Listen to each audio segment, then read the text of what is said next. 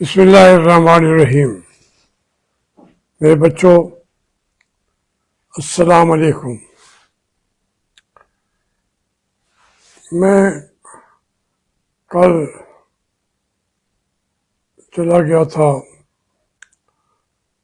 اڈیالہ. ایک اظہار یکجہتی کرنا تھا عمران خان سے زیادہ ان کی بہنوں کے ساتھ. جتنی وہ یہ ہمت کر رہی ہیں اپنے بھائی کے لیے، اور اس کی وجہ سے ہمیں بھی فائدہ پہنچتا ہے. قائد اعظم اس کو عمران خان کو بھی تقویت پہنچتی ہے. یہ یکجہتی کا ایک اظہار ہوتا ہے. نام جا کے نکلوا سکتے ہیں تو، لیکن یہ کہنا ہوتا ہے کہ ہم آپ کے ساتھ ہیں. وہ آج بھی میں کہتا ہوں کہ عمران خان ہم آپ کے ساتھ ہیں. تو پھر کل آپ کی خدمت میں حاضر نہ ہو سکا. لیکن یہاں پہ فرق تو کوئی پڑتا نہیں ہے. ابھی دیکھ لیں کہ 10 جون ہو گیا ہے، بلکہ تقریباً آدھا جون تو گیا. یہ جو اقتدار سنبھالے بیٹھے ہیں، ان کے پاس اقتدار نہیں ہے. یہ بیچارے جو بیٹھے ہوتے ہیں مسجد کے دروازے پہ کہ کوئی آئے گا، جتنا دے گا کچھ ملے گا ہی نا. تو اب یہ اسی انتظار میں بیٹھے ہیں دونوں. ہمارے زرداری صاحب بھی اور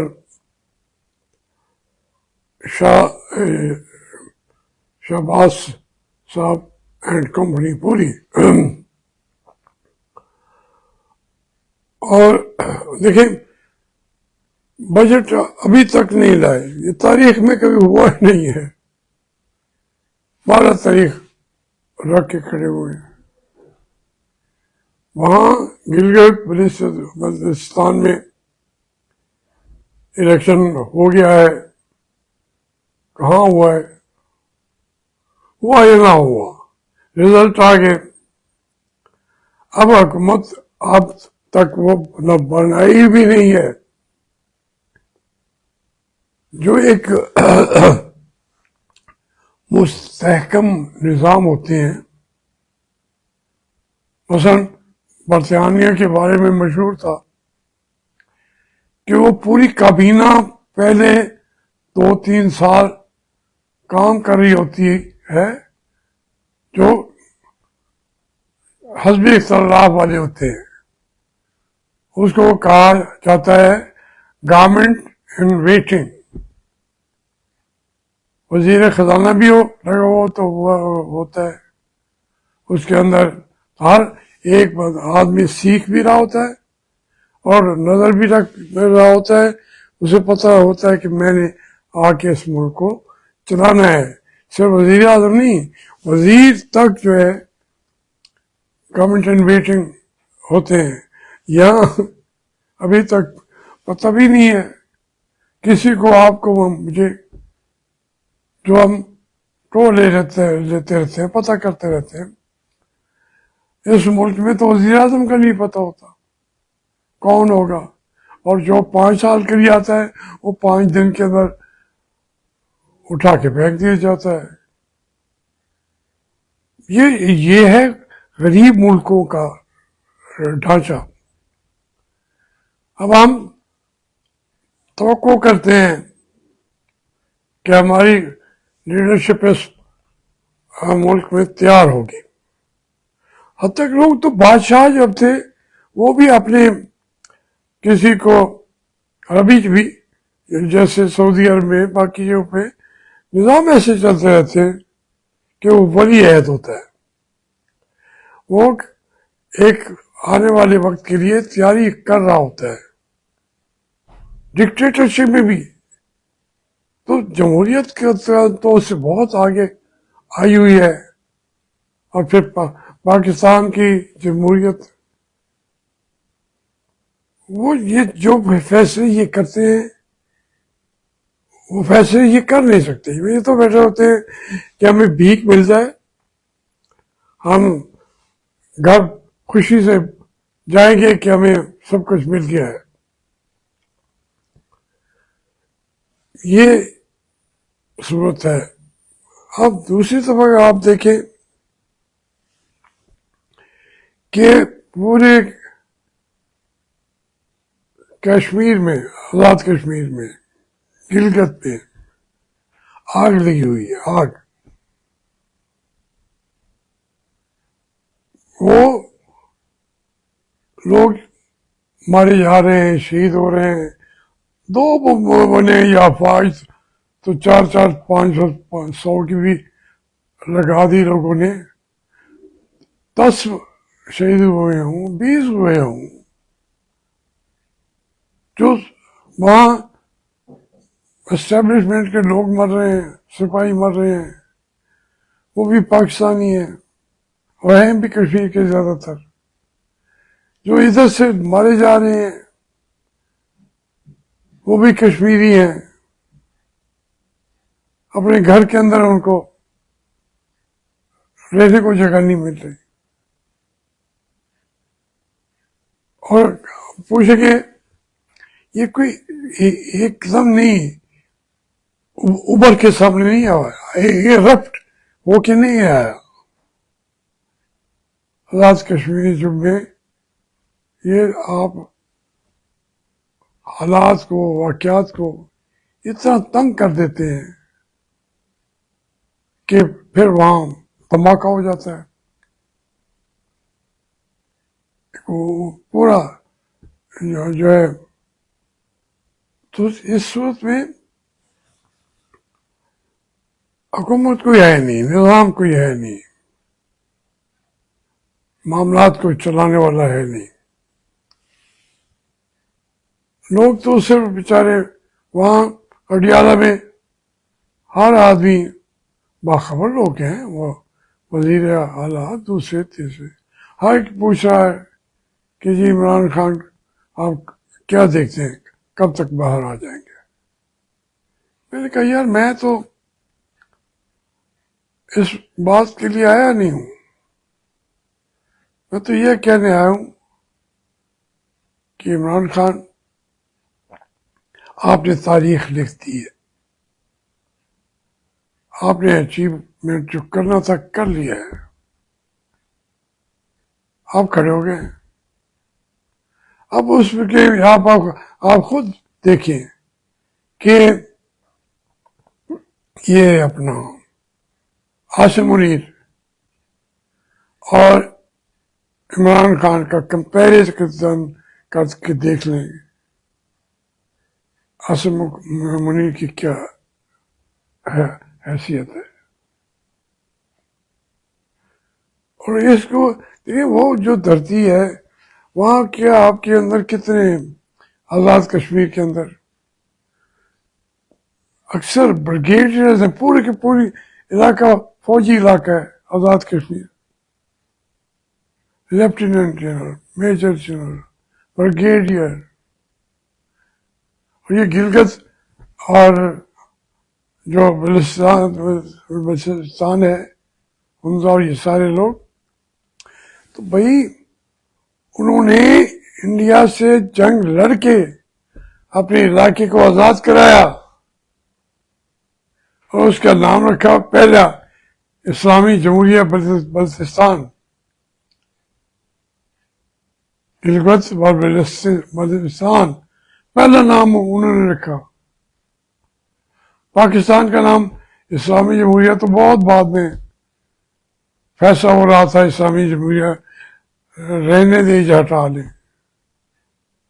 اب وہ اتنے سیاسی طور پہ بادشاہ لوگ ہیں، غریب خطہ ہے. وہ سمجھتے ہیں کہ ہمارے زندگی کو گزارنے کے لیے کون سا نظام چاہیے. ان کو جا کے کہتے ہیں ویسے ہم کریں گے. تم کون ہو؟ یہ اس قسم کی باتیں کر کے یہ بنیادی طور پہ یہ ہے کہ جہاں فوج ہوگی وہاں یہ ہوگا، اور جہاں یہ کر رہے ہیں جو کچھ یہ ہوگا تو پھر مایوسی ہوگی. پھر لوگ رہنا ہی نہیں چاہتے آپ کے ساتھ. وہ کہتے ہیں ہم یار جو آزاد تھے،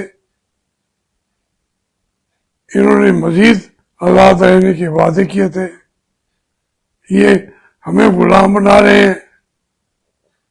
پھر یہ آقا ہوں یا وہاں پہ مودی ہو یا کوئی اور ہو، یا آقا ہی ہے. خدا کے لیے اتنا مجبور نہ کریں کہ وہ اپنے آقا تلاش کرنے لگ جائیں. یہ سرزمین جو ہے، یہ انہوں نے آزادی کی جنگیں لڑی ہیں.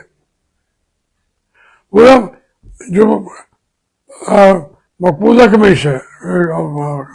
کشمیر ہے، انہوں نے بھی آزادی کے لیے وہاں کے ریٹائرڈ فوجیوں کی تنظیمیں پہلے کھڑی کر دی تھی.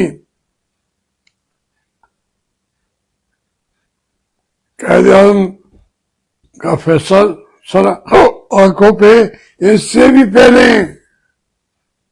وہ آزادی کی جنگ لڑ رہے تھے. بلکہ دوسری صورت میں تو انہوں نے لال چوک کے اندر باقاعدہ آزادی کی تحریک شروع کر دی تھی.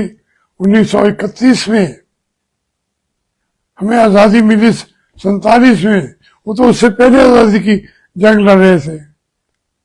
ہم نے ان کو کمزور کیا ہے.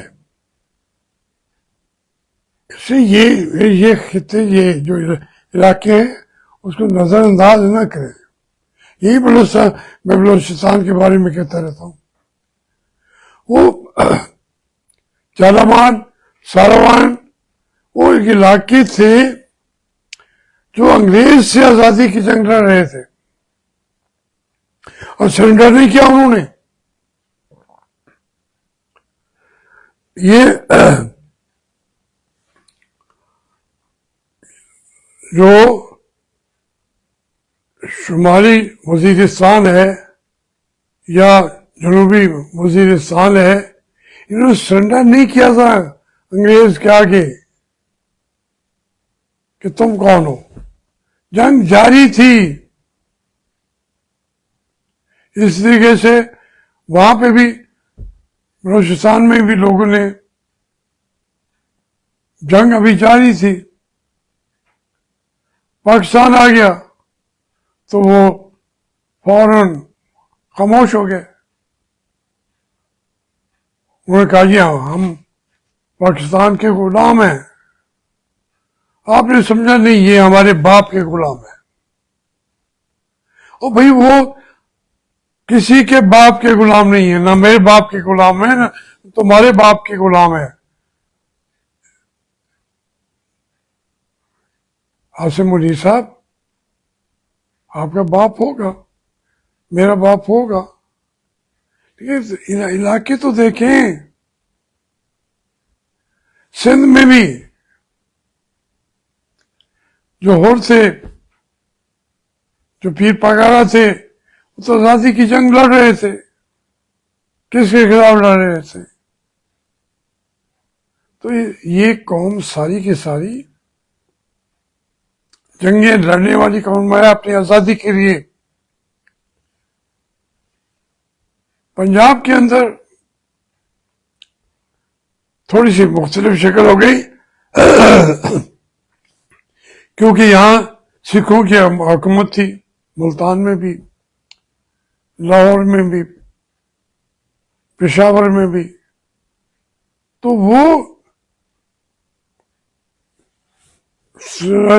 سکھ جو ہیں ان کی حکومت کو قبول دل سے نہیں کر رہے تھے. یہاں کے مسلمان جنگ لڑ رہے تھے ان کے ساتھ.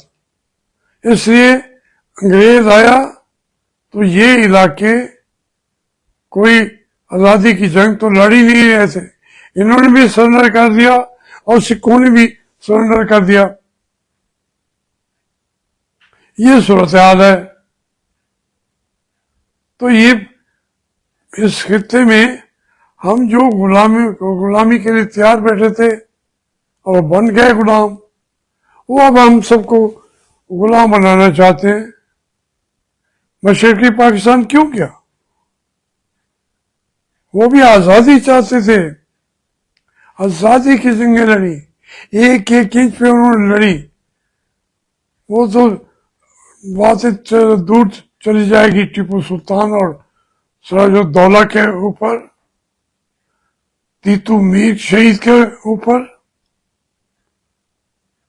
پھر جب پاکستان بننے لگا پھر انہوں نے ووٹ دیا پاکستان کے لیے، ریفرنڈم ہوئے، ووٹ دیے انہوں نے. لیکن ان کو بھی غلام بنا لیا، وہ چلے گئے.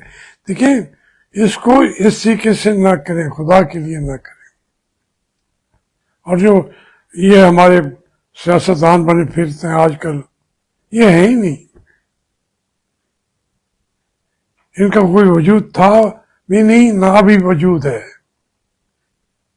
یہ بیٹھے ہوئے ہیں اقتدار کے بھیک کے لیے، جوڑی پھیلا کے بیٹھے ہوئے ہیں، کہیں سے کچھ مل جائے. تو ان حالات میں اگر عمران خان نے سٹینڈ لیا ہے تو اس کو ساتھ جا کے اظہار یکجہتی میں نہ کرتا تو مجھے افسوس ہوتا. میں گیا ہوں، کہہ کے ہوں، اور یاد پھر کہہ رہا ہوں کہ ہم یہ جنگ لڑیں گے. اپنی غلامی کی جنگ جو ہے اس کو آزادی کے اندر بدلیں گے انشاءاللہ.